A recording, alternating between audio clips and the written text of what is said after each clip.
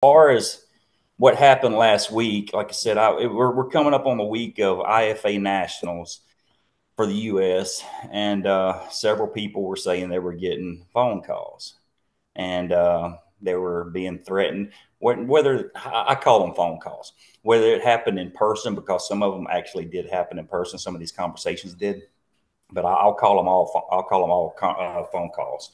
But they were getting calls saying that if something's going on my computer, I want to close this window so they shouldn't be canceled. No, no. Am I still there? Yes, you are. You're still here. Okay. All right. So anyway, like I said, I was having people contact me saying that if they came to nationals, that they wouldn't be able to, or it was they were being threatened with bans. They were going to be they may be banned from WAF, and they would hurt their chances with East versus West, yada yada yada.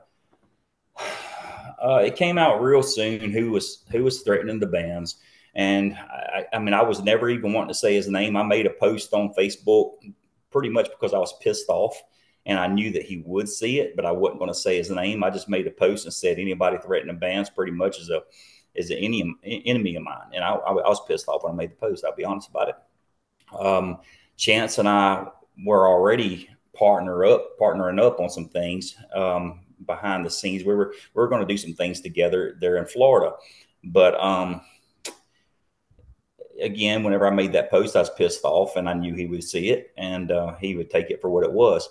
But since it came out, other people started blasting who it was, and now I'll say his name, and I believe everybody knows his name now, or who it was, and it was Chance. So I was concerned about it because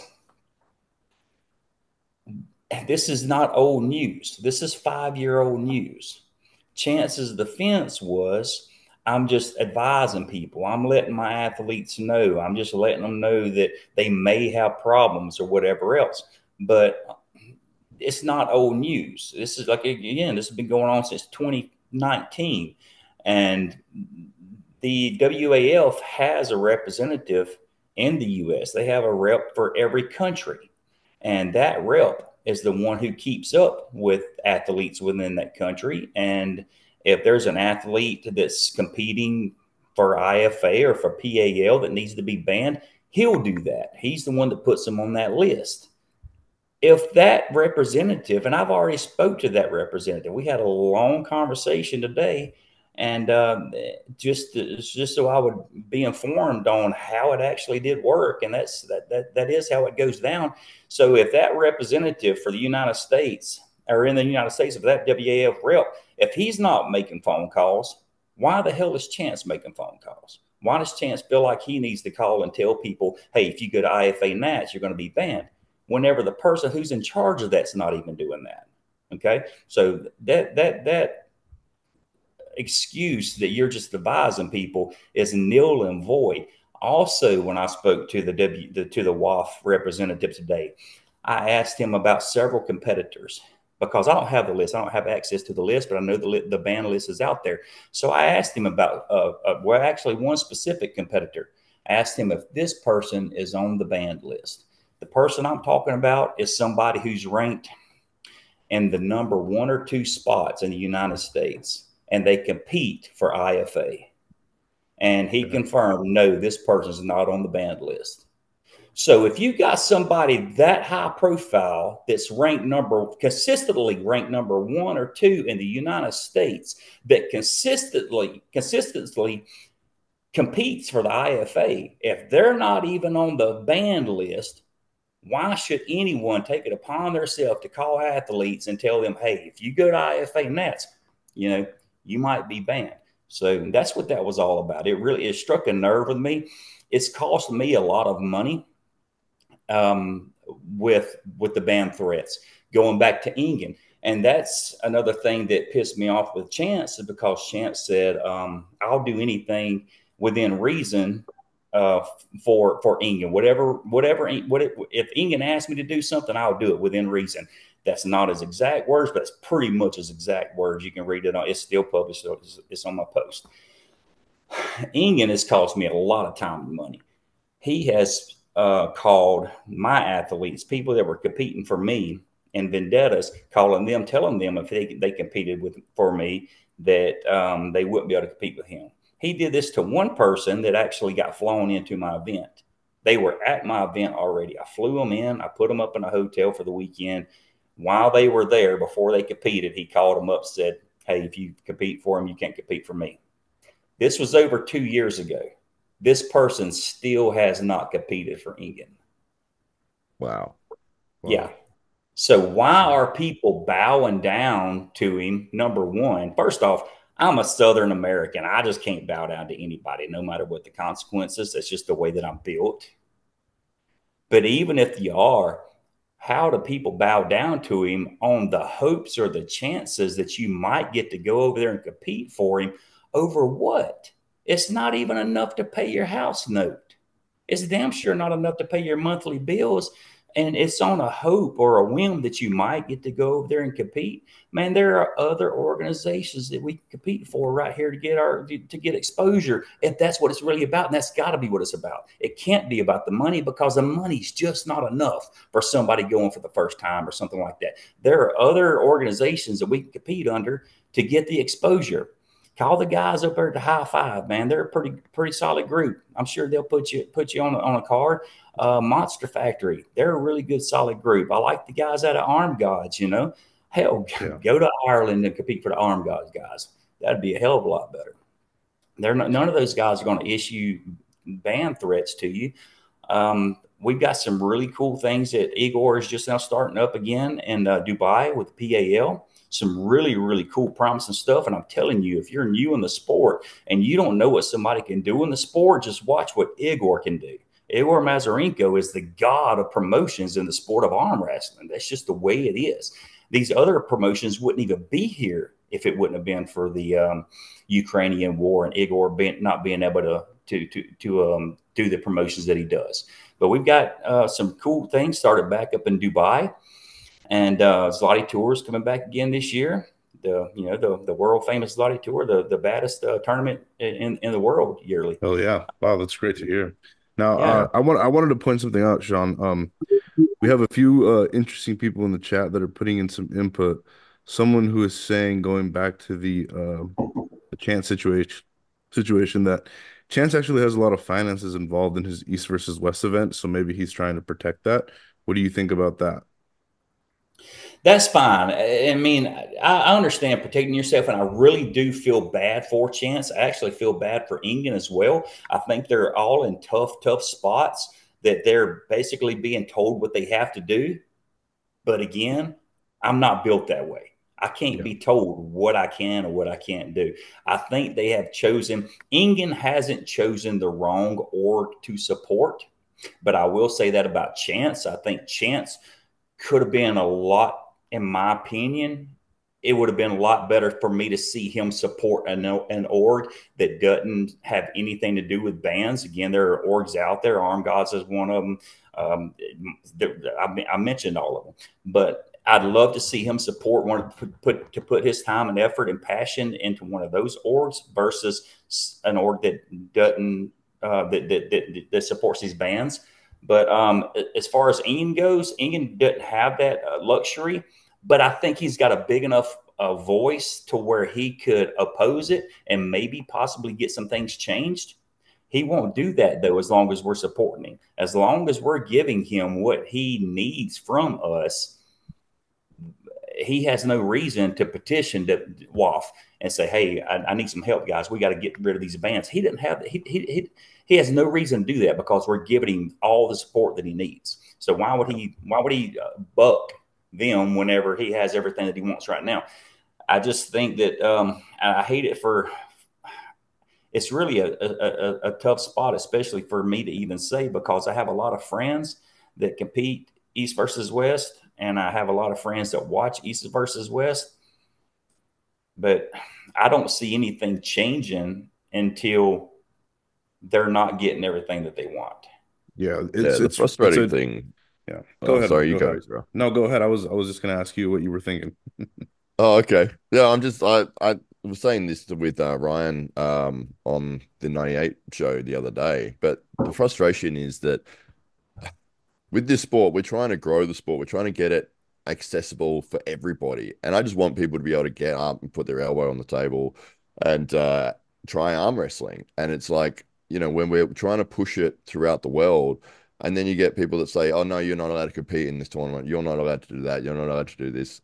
It's like, aren't you trying to make it more like as much exposure to the world as possible? Why are you restricting people from being able to do this sport? You want it to get bigger. You want more people to compete, and to say to a massive group of people that compete with IFA, "Oh, you can't now compete with this whole WAF organization." And it's like, okay, so you're completely separating the ability to have the best guys going against each other, to have bigger tournaments, to have more people getting involved in the sport, especially at this point. It's like, why would you do that? It's so ridiculous. No, yeah, I agree, especially at a day and age where arm wrestling seems to be, booming more than ever. I mean, you would want to get, as much exposure as you can out there.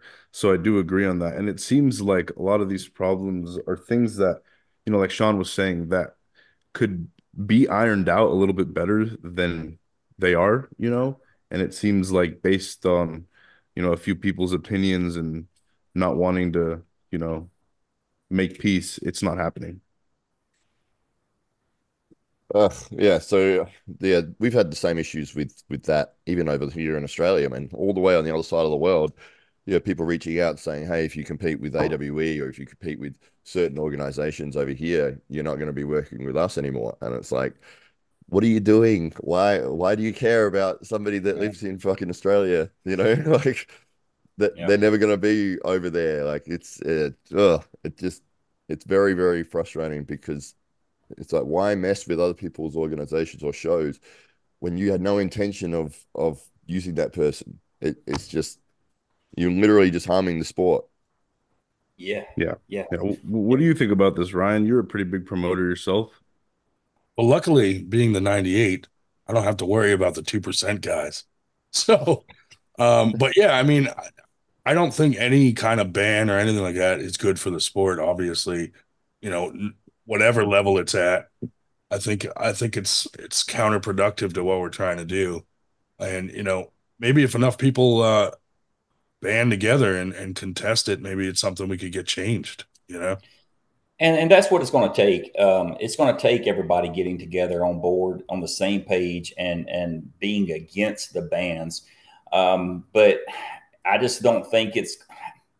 I don't know. In the story that I wrote on Honor Power, if it comes out, you'll see that I didn't think my voice was big enough, and I still don't think my voice is big enough. But my voice is one voice, and if I can change one mind, that'll be two voices, and so on and so forth. So if you get enough like minds together, then that might make a difference. But I think faster than that or beyond that, then it would take some people like the Engins of the sport to go to their heads of their countries and say, "Hey guys, this just isn't working. We're going to have to petition WAF, and we're going to have to figure out a different way because this just isn't working." But that's not ever going to happen as long as they're getting everything they want. And we're talking about other countries that are suffering from this. Since that post that I made last week, and don't get me wrong, like I said, I was pissed off when I made that post, and I just made a small little old post, and I didn't think it was going to go anywhere, but it's gone all over the world. I've had 5 other countries, people, not just one person, but I've had individuals from 5. I had to just sit down today and go back through all my messages to see where all these people were coming from. I had people from Canada, Mexico, Norway, Sweden, and Germany, but just besides the United States, petitioning or reaching out to me, telling me their stories of the things that are going on in their countries. And I thought we had it bad here. Man, Mexico's got it terrible. It's freaking like so these guys down there, they're literally scared for their life. Literally, they're like, please don't tell anybody that I've said this or I wrote this to you because they're going to come kill me. And at first I thought they were kind of joking, but they're not. They're really that scared. Some of the people that are fighting um, over power for the sport of arm wrestling in Mexico are they're really scaring some of these guys. But we have a group down in Mexico that I want to give a shout out to, Hector Beltran with Mexicali Arm Fighters. He's our PAL representative down there. I think he's really got a good head on his shoulders, and he'll take the sport to another level in Mexico if we get some of these bad weeds out. But that's just the whole problem is, will we get the bad weeds out? Will they get the bad weeds out? Where will any of the countries get the bad weeds out? Over in Europe, they're having a lot of, we have some bad weeds here for sure.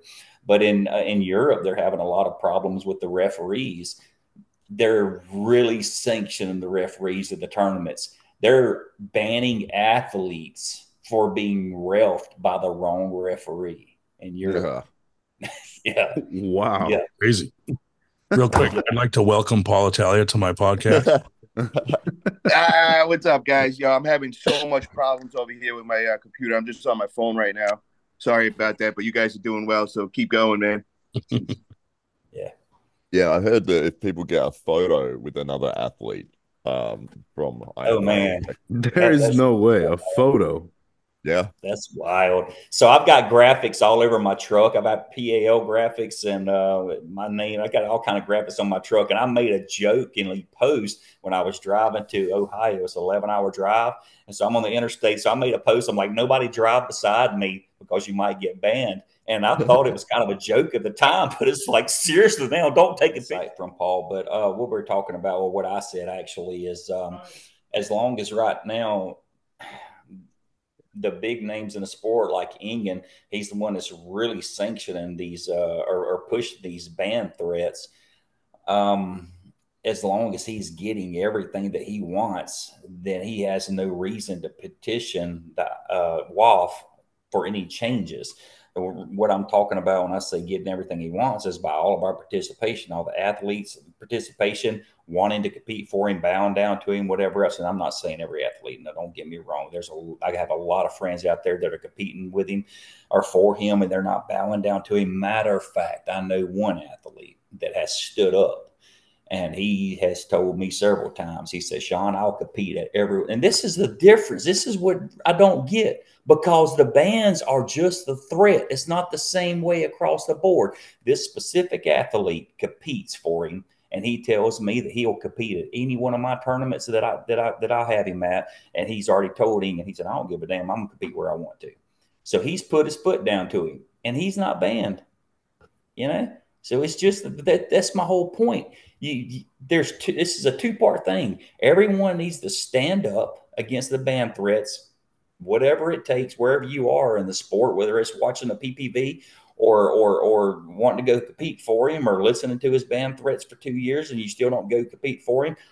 And also, it takes people like him going to WAF and saying, "Hey, we need to change. He's got a big enough name," and then all these other people with the big names that has maybe some influence over WAF, and it's probably not very many, and he may not even have any influence over them. But I'd have to believe he has a little bit. You know, I know he's got influence within his country. If his country goes to him and says, "Hey, we got to do something," and then all the other countries. It's just going to take some unity, and it's going to take unity in the athletes and the spectators standing up against it, and then it's going to take the those organizations that are pushing the bans to stand up against WAF itself. Well, it's funny that you said that, brother, because after I seen your post out there, and I seen you guys going back and forth with each other, I just wanted to get to the bottom of it. I wanted to find out who the person is behind the scenes, putting these bans and using them as a weapon. So I made a post on Facebook, and within 15 minutes, I don't want to say any exact names or anything. I don't want to throw anybody under the bus, but I got multiple messages, and everybody kind of surprised me. I was expecting to hear everything with WAF, and then I heard the name Engin Terzi. And they were all saying that he's threatening these big organizations. So the organizations will go and get two athletes to agree to a super match. Once Engin would hear about it, he would hit up these athletes and he would say to them, if you do compete under them, you are no longer welcome to East versus West. Yep. And, we had this, we've heard this multiple times. And the problem is nobody wants to say it in a public setting. Nobody wants to be the guy like, yo, Engin was the one that did it. Everybody's kind of like scared to say that in public, but behind closed doors, everybody's saying his name. Now, I wouldn't have believed it and all, but I've had my own experience with Engin. And, I used to be good friends with Engin and all. And I don't know where we actually fell off track with our relationship, but, you all know I was at the Vitacell events. I met Levon over there, and I came real buddy with Levon. And we set up when we were in person that when he would get home, we would go and have an interview on my channel. And I was so excited about this. This was like the biggest interview to date that I would have on my channel. So I prepared for a few days. I got all these great questions and all, and I really put in work, a couple of hours of work of, coming up with some real thought out questions. Well, the day of, I get a barrage of phone calls at like 7 a.m. And I'm like, what is going on? It's like, I'm on the West Coast. Everybody's on the East Coast. So, it's like crack of dawn for me. So I'm like, what? Like, did something happen and all? I don't want to mention names, but a very big name in our sport calls me up and was just like, yo, did something happen between you and Engin? And I was so confused when he said Engin. I'm like, no, not at all. And I look back in my text, the last message I sent to Engin, which was a couple of weeks before, and I hit up Engin. I said, yo, brother, if you need any help with anything, just let me know. I'm here to help. And he said, I appreciate that and all that. So my last correspondence with him was all positive. So I was like, no, not at all, man. Everything's good with him. And he's like, yeah, well, about that. And then all of a sudden he goes, you got a interview today with Levon? And I'm like, how did he even know? So I'm like, yeah, I got an interview in a couple of hours with Levon. He goes, yeah, about that. He goes, Engin found out about it, and he hit up Levon last night, and he told Levon that he's under contract and that he can't go under my channel. And I'm like, wait, what? Like, what is he even talking about? Like, contract? You can't go under a channel? Like, I'm thinking in my head, I'm cool with Engin. He used to be my coach. If you look at my gym, the whole gym is everything East versus West. I bought every piece of merchandise, even the East versus West table for $1,500, autographed and all. Like, I was the biggest fan of East versus West. So to hear this, I'm like in shock. And I'm like, no, there's something wrong, man. There's no way that Engin would do that. Sure enough, man, I that was it. I couldn't get in touch with Levon after that. Levon was banned from my channel. And then there was multiple other Eastern arm wrestlers that I had previous relationships with, was good friends with. And when I hit them up, because I wanted to go test to see who else he hit up, well, they straight up was like, yo, I can't come on. I don't want this to go public or anything, but I was told not to come on your channel. And I was just in shock. I was just like, what made this happen and all? So I've experienced the same thing, and I don't even throw events. I'm just trying to help promote all these organizations and get their athletes on to put a spotlight on their organizations. So I'm like trying to help out. I'm not competition, and I was banned, and I got shown like, yo, kiss the ring, or, you're not doing this no more. So I didn't say anything about this. This is the first time I'm coming public with this. This happened many months back, right after the first Vitacell event. And it really ate at me. It really did. And if you guys noticed, I kind of stopped having all the top stars on, and I kind of went a different route and started getting all the local guys and, started finding characters and all. And I'm like, you know what? You guys want to control those guys and flex your contracts around? I don't need them, man. I'm going to get people looking at our sport no matter what. I'll find a new route, and I ain't ever going to friggin' bow down to anybody. You know what I mean? Mm-hmm. If it went that crazy and people start banning me from events, I'll just start throwing my own events. So, like, you're never going to get me to bow down to anybody. So, I that's why I'm here right now. That's why I'm getting Sean on here. I want this out there to the public. And I'm not trying to start a war here. I'm not trying to draw a line in the sand. What I am trying to do here is just kind of remind everybody we're all on the same side here. We all have the same passion. We love this sport. It doesn't need to go to war. There doesn't need to be two sides. Like, I would still be down if Engin came on and was like, yo, I'm going to stop with all this craziness and bans and all. Yo, I'm Team Engin again, man. I'm helping out with East versus West. I'm putting spotlight on that, but, let me go and do what I do. Let me help you out. Let me interview your athletes. There's no reason that you got to control everything, and that's my stance on this. I really am against the bans. And before East versus West was out there, Igor was the bad guy for having contracts. and everybody was blaming Igor.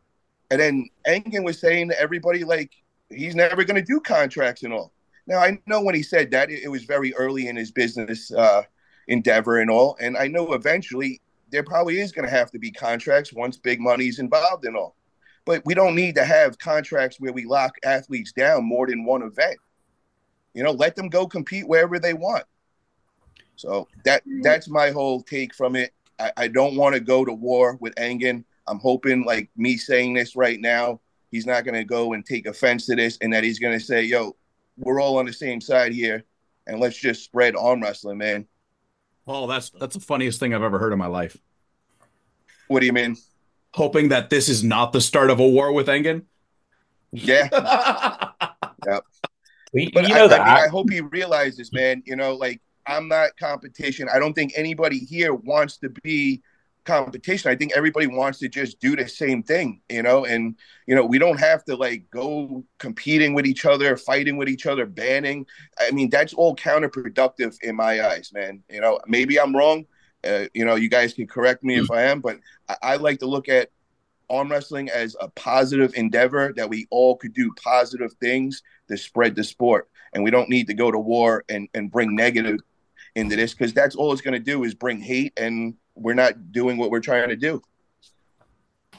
I was no competition for Engin back when this all started. You know, Engin started as East versus West about the same time I was starting some things here in the States, some high value things here in the States, and they did a pay-per-view in Vendetta in Vegas.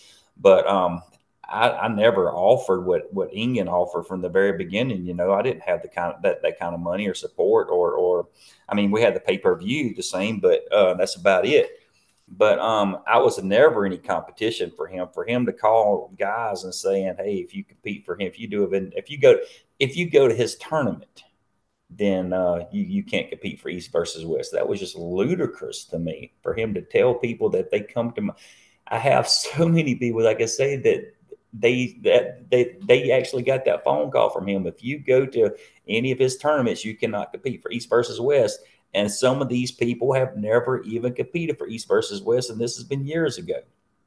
Matter of fact, the one that I spoke to earlier, you wasn't on here earlier, but I flew one guy out. I had him doing a vendetta, and I flew him out, put him up at a hotel and everything. While he was there at my event, getting ready to compete, he got the phone call. He comes to me and says, "Sean, I can't compete for you, man." I was like, "Are you kidding me?" No, they're not going to let me compete on East versus West if I compete here. So, I mean, that put me in a hard spot. What do? You know, cuss the guy out, you know, kick him out of the building or what? Or I'm still friends with him. I'm still friends with him, I guess, because I ate that money, you know, but still. Well, I want to read one of his comments on here. It's from Cody Bird, and he says, not sure how banning your athletes from being interviewed by certain people can be blamed on WAF. That very much sounds like a business decision. So, yeah, Cody, I agree completely with that, man. And, you know, I hear everybody going, oh, you know, it's WAF and, you know, they're behind everything. But, I mean, it kind of looks like, you know, WAF has been doing this for many years.